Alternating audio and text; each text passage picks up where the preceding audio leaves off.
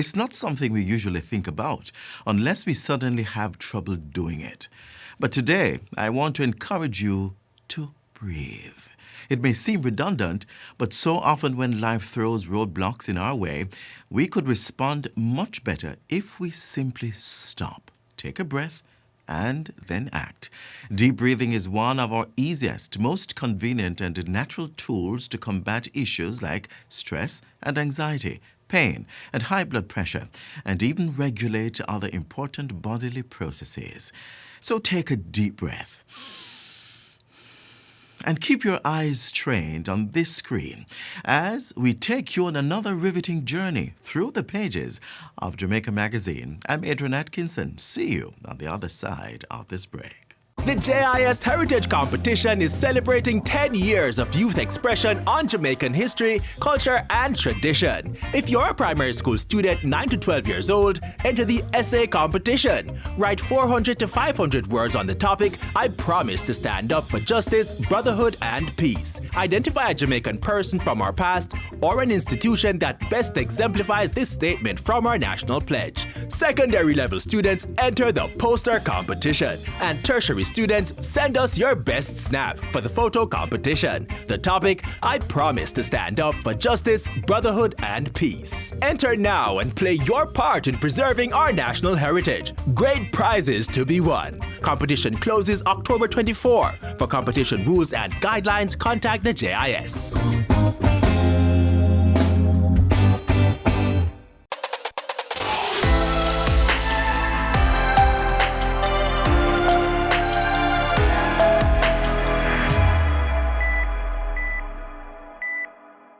Mental health is something many of us pay no attention to, even though so many of us are affected to some degree. In today's Get the Facts program, our host and guest are discussing this important issue and particularly what it means for children as our country continues to face the uncertainties of the COVID-19 pandemic.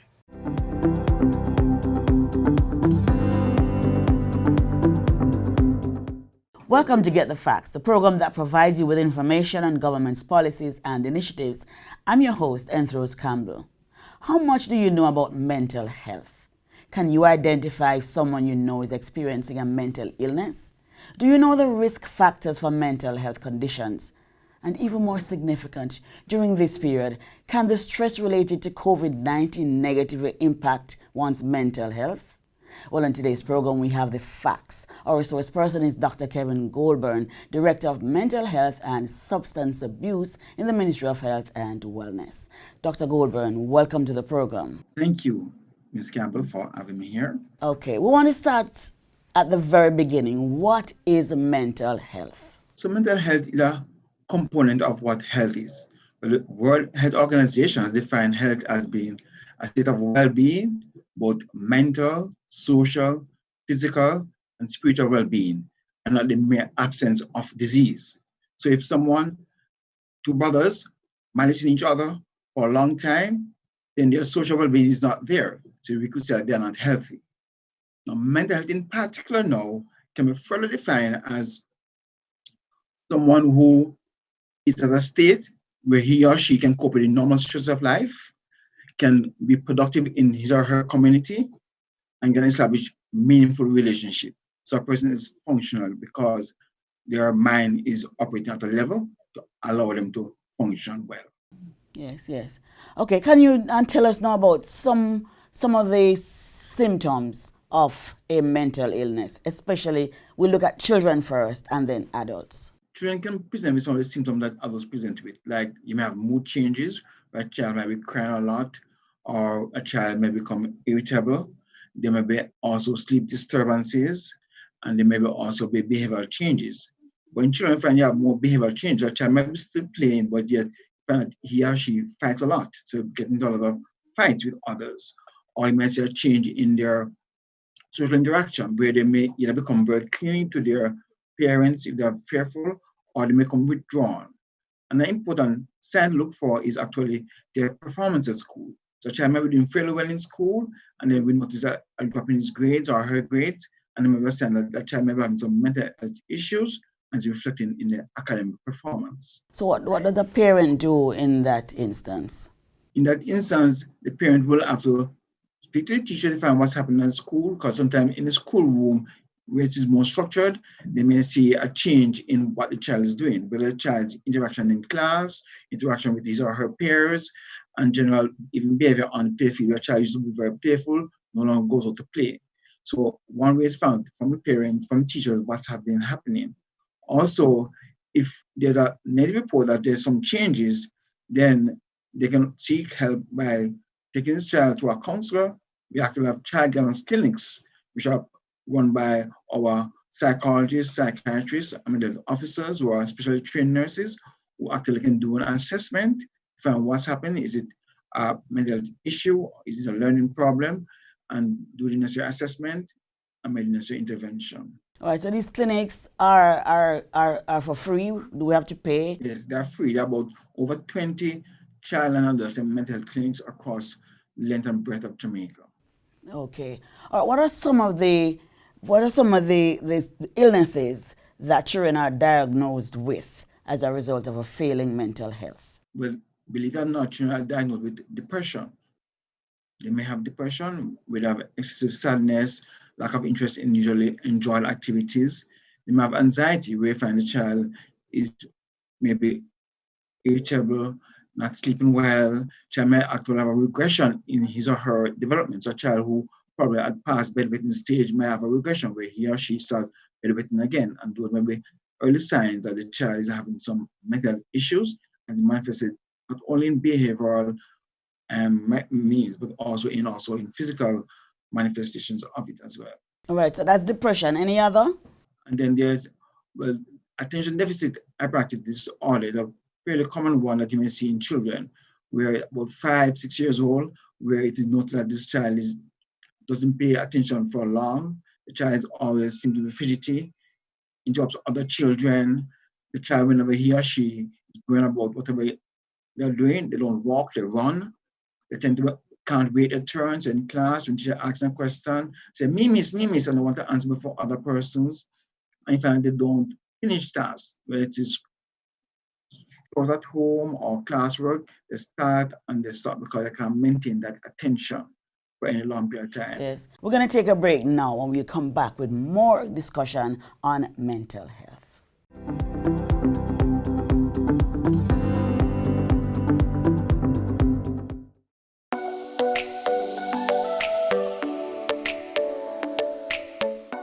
To properly carry out a hand rub, apply a palmful of the product in your cupped hand, covering all surfaces.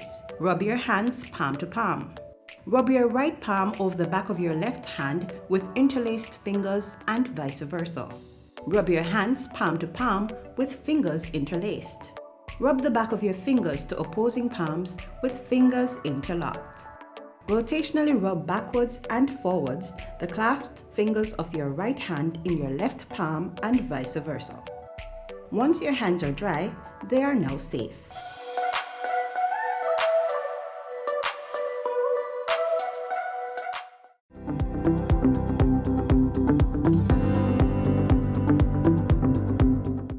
Welcome back to Get the Facts. We're talking mental health in today's program. Our guest is Dr. Kevin Goldburn, Director of Mental Health and Substance Abuse in the Ministry of Health and Wellness.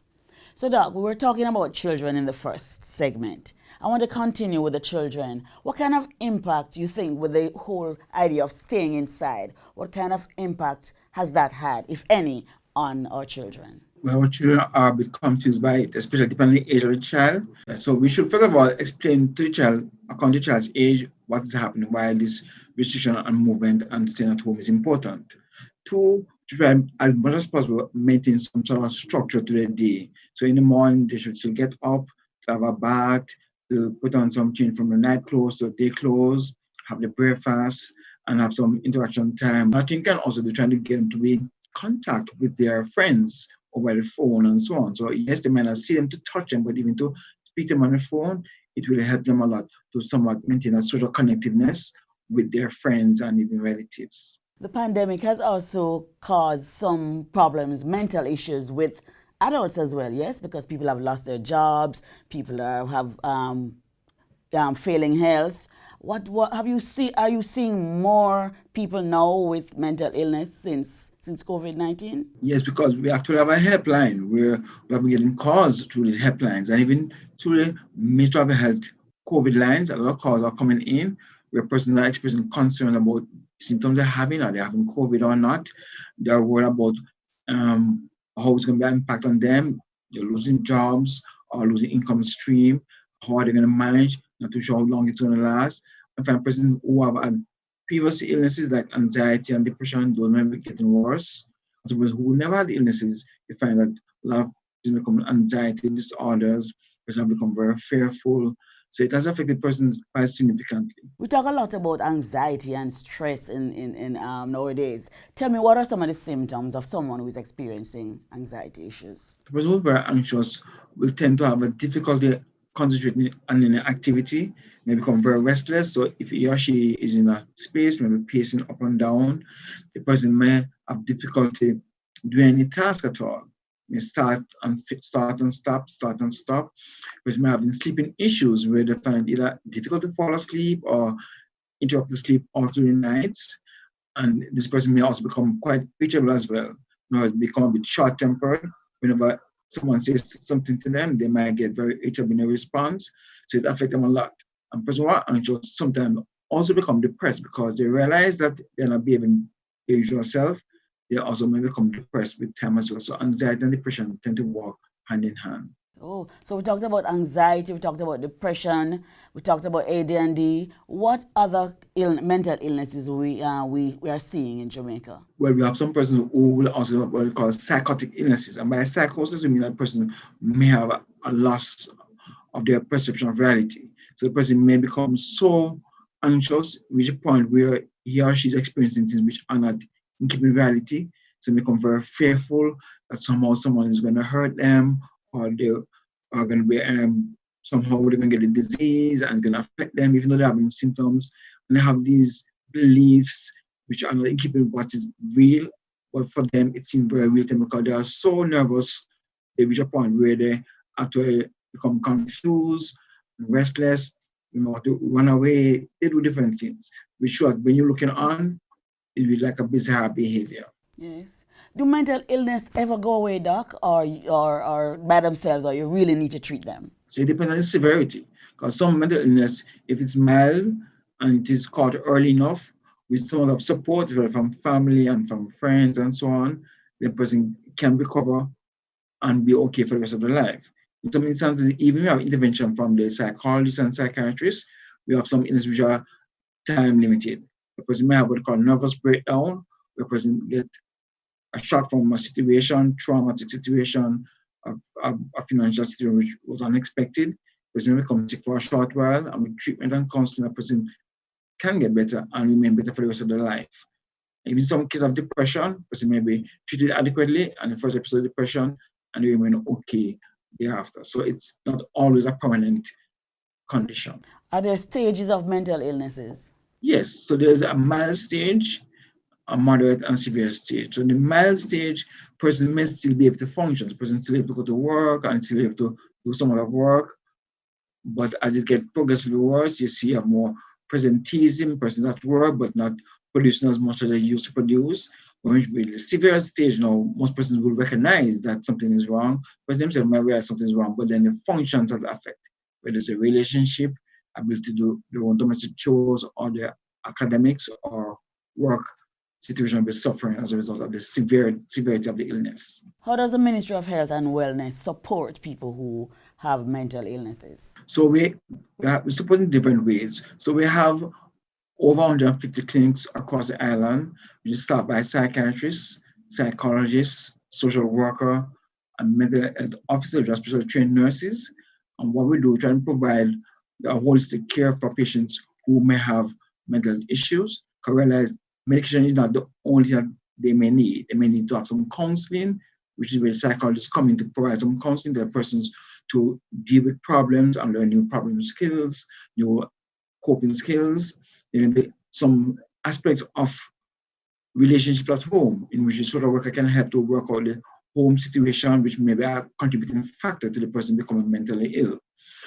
And we also have what we call a helpline, which I mentioned earlier, which is a very important tool because we realize a lot of persons may be suffering silently from anxiety and depression because a lot of times one can mask the symptoms of these things until they get very severe. So we have this helpline where a person can call and speak to our psychologist, and it's available 24 hours, 7 days per week, and it's free of cost. And person can call and person can get initial counseling, help them to deal with whatever concerns they have, and where necessary, they are referred for further therapy. Okay, before we go, one last question. Talk to the community about the treatment of people who are mentally ill. So the treatment of mentally ill starts with the community, because the more we are supportive of persons who are mentally ill and don't stigmatize them, realize that what they're having is what anybody can have, then it makes a great difference. So being supportive in the community is very important. Person can be treated adequately and return to normal functioning. And that's important to remember because sometimes when persons have a nervous breakdown or mental illness, a lot of times whether it's schools or workplace, they want to have them back. It's important to know a person can get better and function well like anybody else, and they should be welcome back into their workplace and their school, because by doing that, you allow them to become productive, improve their self-esteem, their quality of life, and then that way they become less of a burden to society because now they are contributing to society. So it's important for us to realize that there's no good health without good mental health.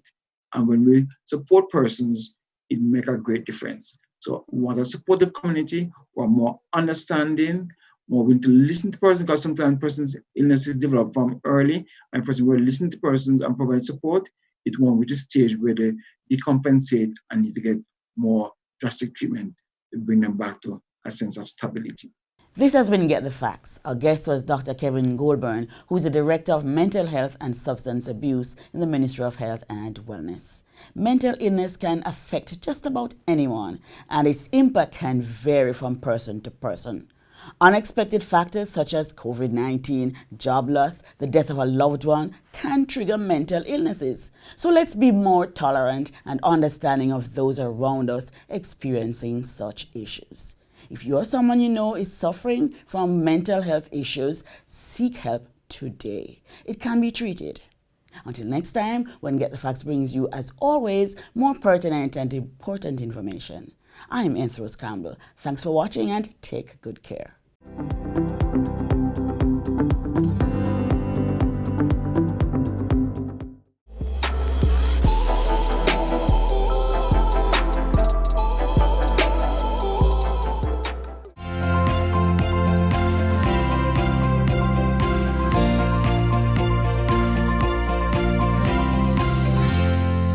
For young teen girls who get the news that they are expectations once held for their lives may seem like impossibilities. But there is an organization offering a lifeline, an opportunity for them to breathe, refocus, and get back on track. Its impact on young mothers is what we are exploring next. At the age of 14 years old, I found out that I was pregnant. It was a very devastating experience. I didn't have anyone. Everyone was just looking down at me. And I really thought that it was the end, you know? Just like these two, teenage pregnancy often seems to signal a daunting battle for many girls in Jamaica. But that frightening vision is becoming less and less of a reality, thanks to the efforts of the Women's Center of Jamaica Foundation.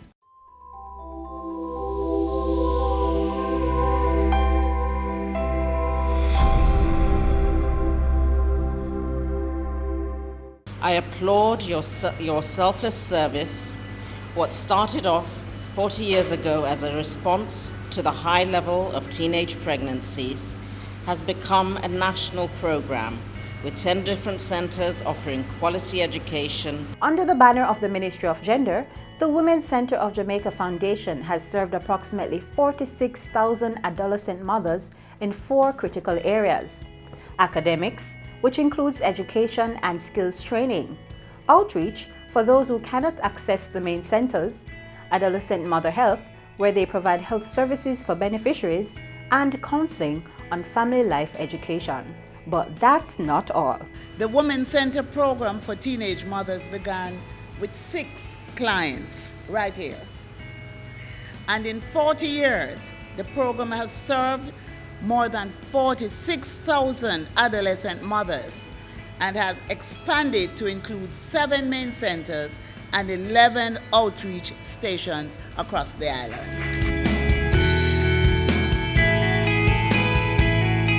I am Kinshasa Johnson, and I'm a past student of the Women's Center of Jamaica Foundation. At the age of 14 years old, I found out that I was pregnant.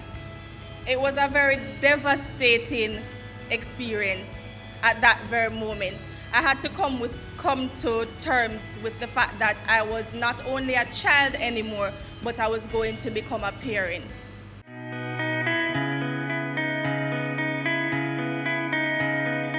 Now, at that very moment, I signed up to become a student at the Women's Center of Jamaica Foundation. I started attending the center when I was 14 years old, and at that time they had a bus fare program here, so young ladies who weren't financially able to find money to come to school every day, we would be granted a bus fare to come to school the following morning. So I had my baby and I was home for approximately a month, and I came back to school because I had the grade 9 achievement test. Now, hearing that I passed for a traditional high school was a bittersweet moment because I didn't have it financially, so even though I was very close to my dream, it seemed very much far. And it was at that very moment that the Women's Center of Jamaica Foundation decided to assist me financially to go back to school. The center opened many, many doors for me, and one of those doors was to be a child delegate at the it was the Child Development Agency at that time. It's now the Child Family and Protection Services. And I was a child delegate where we assisted the CEO and the executive management team by telling them about matters that affect children. And it was there that I started working as a summer worker. And so I say this to say that we were young, and I don't view it as a mistake. It's a part of our journey, and it is a part of our lesson, because today I can say that I have become a totally different person because of my son, because I know that I have to pave a path for him that is clearer than the one that I had, and I have to assist him in every way possible. And I could not have done that without the help of the Women's Center of Jamaica Foundation.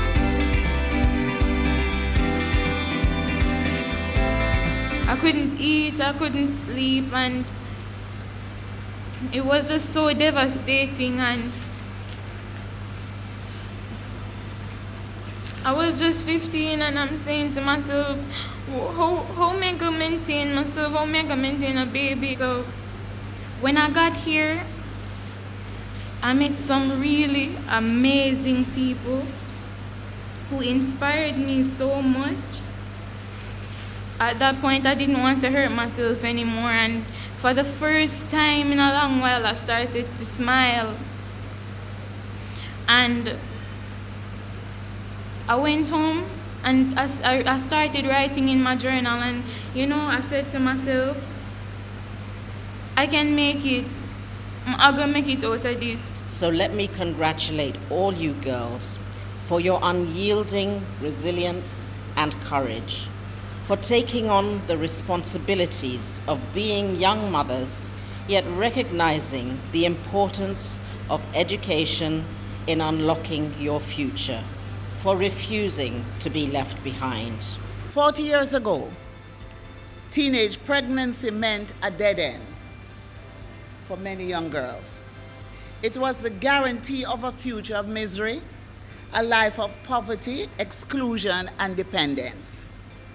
The pregnant teenager's education would come to an end, and her job prospects would disappear.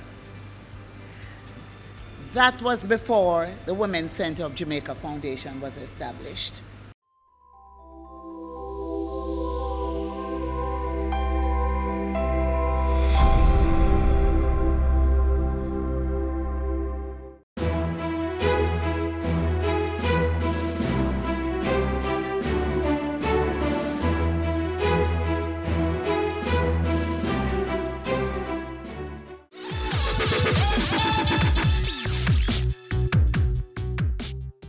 At the start, I urged you to stop and take a breath. Why?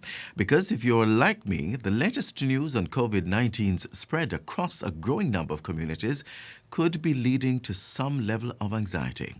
It's perfectly normal, but it's important that we do not stay in that state of anxiety. Long-term anxiety can lead to effects on our physical and psychological health, such as headaches, dizziness, high blood pressure, and depression. It's certainly not a cure-all, but science has proven that regular deep breathing exercises can help us relax and relieve that stress. Start by sitting or lying flat in a comfortable position. Put one hand on your belly, just below your rib cage, and the other hand on your chest. Take a deep breath in through your nose and let your belly push your hand out. Your chest should not move. Breathe out through pursed lips as if you were whistling. Feel the hand on your belly go in and use it to push all the air out. Do this breathing 3 to 10 times and take your time with each breath. Feel better? Maybe not right now, but give it time. You will be okay. And with your help, Jamaica will certainly achieve the vision of becoming the place of choice to live, work, raise families, and do business.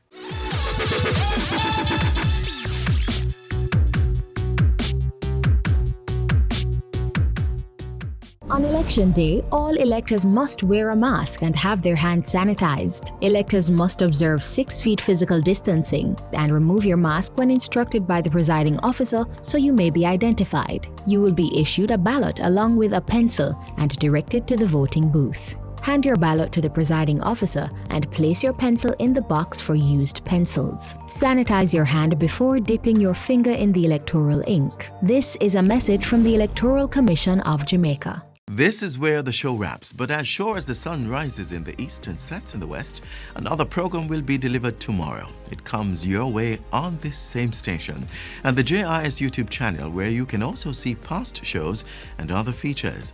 There is also loads of information on our website, and our social media team is active and available on Facebook, Instagram, and Twitter. Until next time, I'm Adrian Atkinson saying thanks for your company and see you next time. This has been a production of the Jamaica Information Service, the voice of Jamaica.